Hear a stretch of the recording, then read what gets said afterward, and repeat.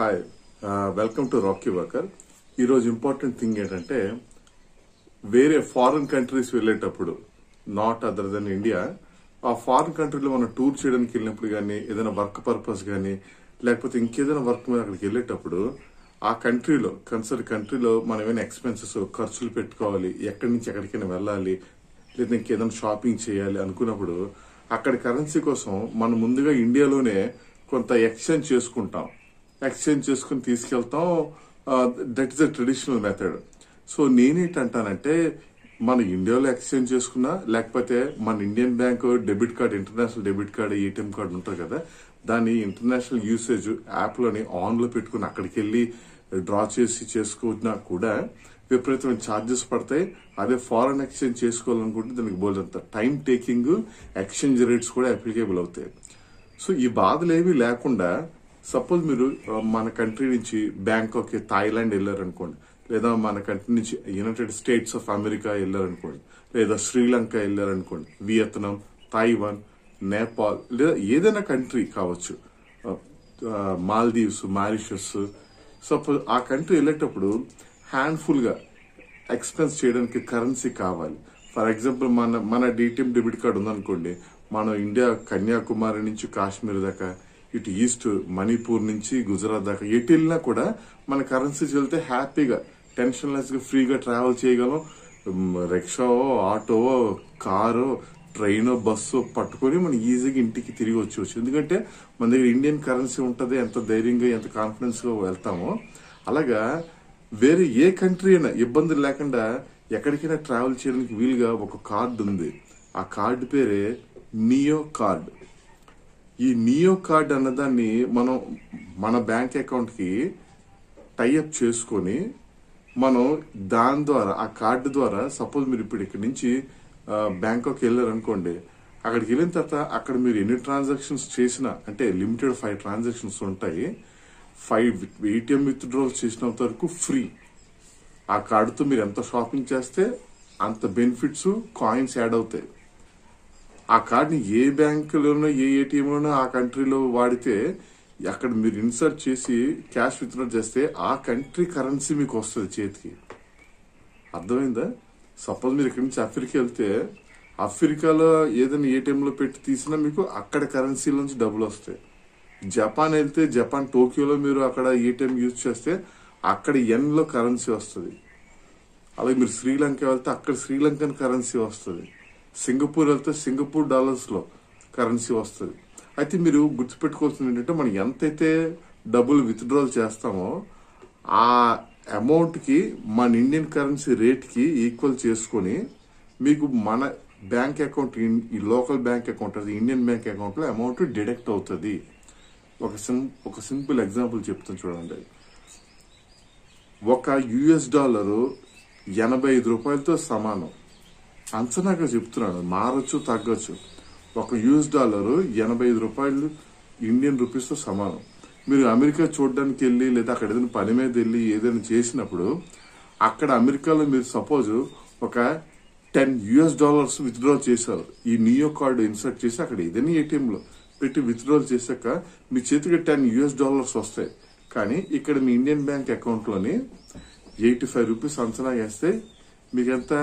850 rupees. 10 into 85 అంటే 850 rupees deduct అవుతుంది అనమాట. ఆ రకంగా మీరు ఏ కంట్రీ, ఇండోనేషియా వెళ్ళి అక్కడ జకర్టా అని ఉంది, అక్కడ ఇండోనేషియన్ రూపీలు డిడక్ట్ చేస్తే అక్కడ కరెన్సీ మీకు ఎంత విత్డ్రాల్ అవుతుందో దానికి ఈక్వల్ రేట్ ఆఫ్ అమౌంట్ మీ దీంట్లో డిడక్ట్ అవుతుంది అనమాట. సరే, మీకు చాలా ఈజీగా అండర్స్టాండ్ అవ్వడానికి చెప్తాను. థాయిలాండ్, బ్యాంకాక్, ఎందుకంటే అందరికీ అది బాగా ఎక్కువ ఇంట్రెస్ట్ కనుక. థాయిలాండ్ లో 2.5 rupees is equal to 1 Thai but.